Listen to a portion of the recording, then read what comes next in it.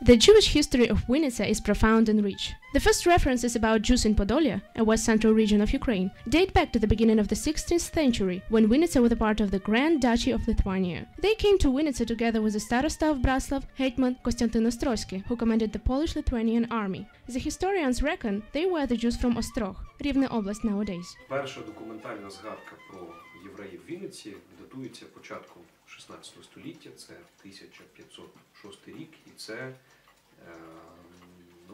фактично документ купівлі-продажу, де Михайль Шевкович, який представляється вінницьким митником, а що найважливіше, євреєм з Острога, він купляє маєток, невелику приміську зону, Kotenevo, у міщанина, городянина тодішньої Вінниці, Масини Шульжича.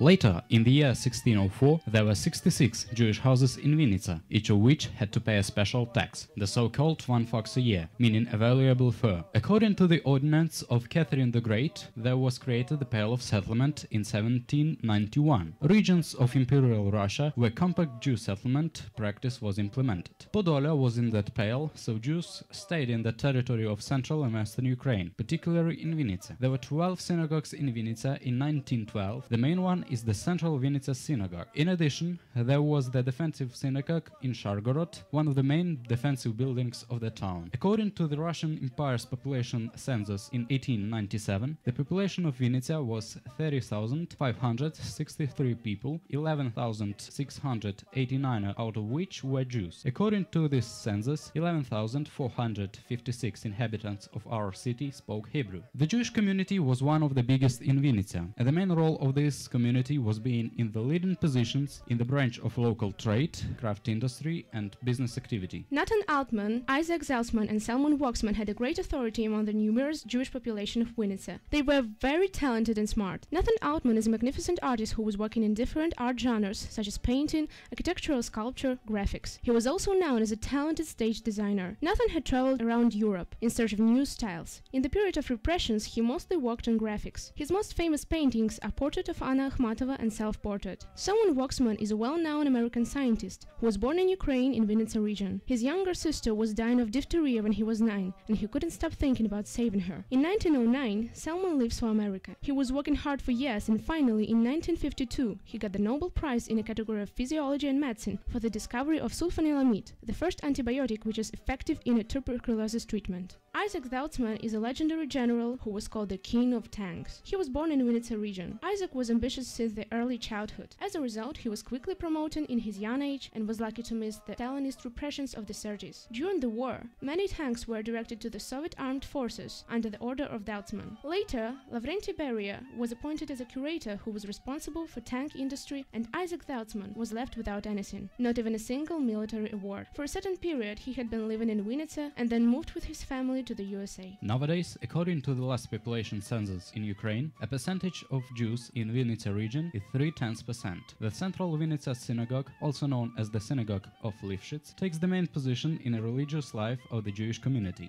The building was given back to the Jewish community only in 1992, and later it was renovated. Another significant building related to the history of the Jews in Vinnitsa was the synagogue on Червонохрестівка Street, designed by the well-known architect Grigory Artinov. Unfortunately, it is not used as a church anymore. There is also a Jewish graveyard in Vinnitsa, which is abandoned now. The gravestones, also called matsevas, saved best at the territory of the current forest plantations. However, the Jewish section still exists within the central cemetery of Vinnitsa.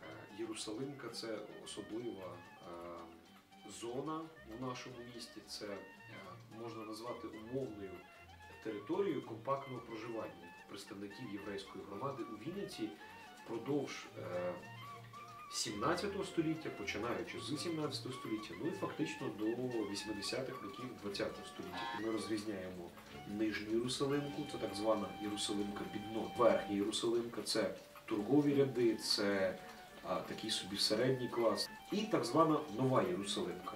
Nowadays, Jerusalemka is one of the central areas of our city. Many houses are still in an appropriate state, though there are the real historical treasures among them. They are the house which belonged to one of the richest Jews of Vinnitsa, Boruch Lvovich, a private museum and coffee house Pan Zavarkin and Sin, the Museum of Holocaust in Vinnitsa, and the Museum of the Jewish Domestic Life on Cosmonautic Avenue. The life of Jews was under a state threat of the racial oppression and aggression. One of the bloodiest events is Holocaust during the World War II. The Jews of Vinnitsa suffered huge losses. 25,000 were shot in 2 years. 16,000 people were cruelly shot on the 19th of October 1941. Another 9,000 on 16th of April 1942. A picture shooting the last Jew of Vinnitsa taken in 1942 shows this terrifying page from the history of Jewish people who lived in our city. A modern Jewish community lives its usual life. The celebrations of the religious holidays and community minutes do occur in our city. The Mass is seldom held in the central synagogue, though the building is in appropriate state. Other important locations of social and religious life of the Jews